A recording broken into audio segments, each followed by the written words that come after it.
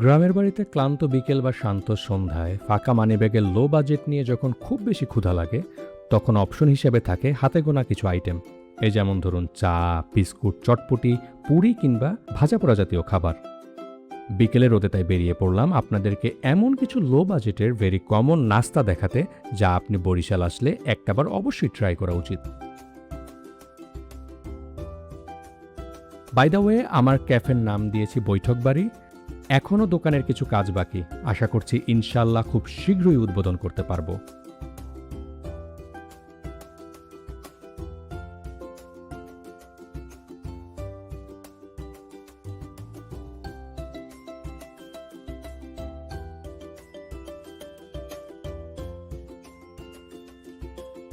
সবুজ ঘাস আর গাছপালার পাশের পিচ ঢালা পথ ধরে হেঁটে চলেছি আমার খুব পছন্দের একটি নাস্তার দোকানে, যেখানের মেইন আইটেম মূলত পেঁয়াজু, বেগুনি, আলুর চপ, বুটমুড়ি আর চটপটি।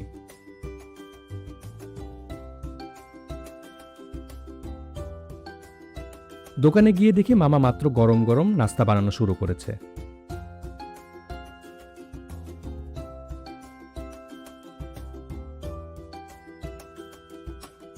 মজার ব্যাপার হলো, আপনি বরিশালের যে প্রান্তেই ঘুরতে আসুন না কেন, ভাজা পোড়া জাতীয় খাবারের ক্ষেত্রে আপনি কিছু ইন্টারেস্টিং জিনিস লক্ষ্য করতে পারবেন। এই যেমন ধরুন, পেঁয়াজু খেতে আপনার অনেক মজা লাগবে, কারণ বাকি শহরগুলোর কথা জানি না, বরিশাল শহরে পেঁয়াজুতে তুলনামূলক বেশি পেঁয়াজ ইউজ করা হয়, যার কারণে খেতে অনেক বেশি মচমচে আর মজাদার হয়।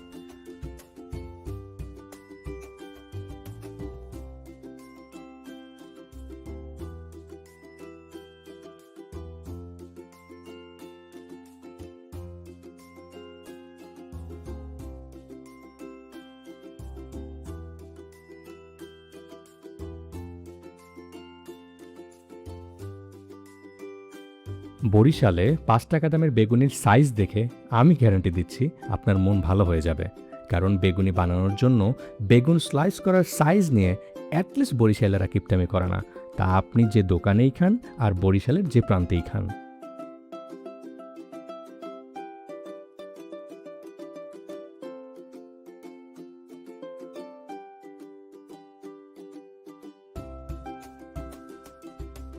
আরেকটা মজার জিনিস হলো, বরিশালেরা প্রচুর ঝাল খেতে পছন্দ করে, স্পেশালি বোম্বাই মরিচ খুব ভালোবাসে। কম বেশি সব ধরনের খাবারই আপনি বোম্বাই মরিচের একটা উপস্থিতি লক্ষ্য করতে পারবেন। এই যেমন ধরুন বোম্বাই খিচুড়ি, নাগা সিঙ্গারা, নাগা চটপটি ইত্যাদি। ঠিক তেমনি আলুর চপের ক্ষেত্রেও আপনি দোকান ভেদে দুটি ভেরিয়েশন পেতে পারেন, একটা শুকনা মরিচ গুঁড়া করে বানানো, আর একটা বোম্বাই মরিচ দিয়ে বানানো আলুর চপ।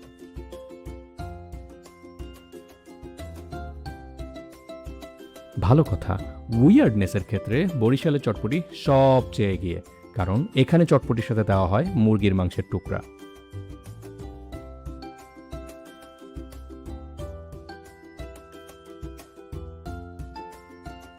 খাওয়া দাওয়া করতে করতে দোকানে বসা একজন কাস্টমারের দুঃখ কষ্ট মেশানো গল্প শুনছিলাম, যেখানে তার আক্ষেপ হলো বাড়িতে সিসি ক্যামেরা লাগানোর পরেও তার উঠান থেকে কে যেন দুটো হাঁসের বাচ্চা চুরি করে নিয়ে গেছে।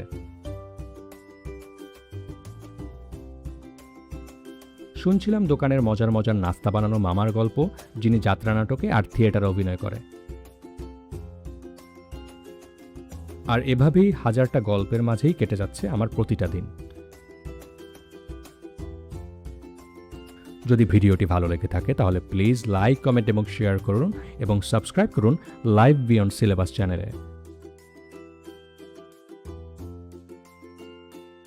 Till we meet again, take care, good bye, আল্লাহ হাফেজ।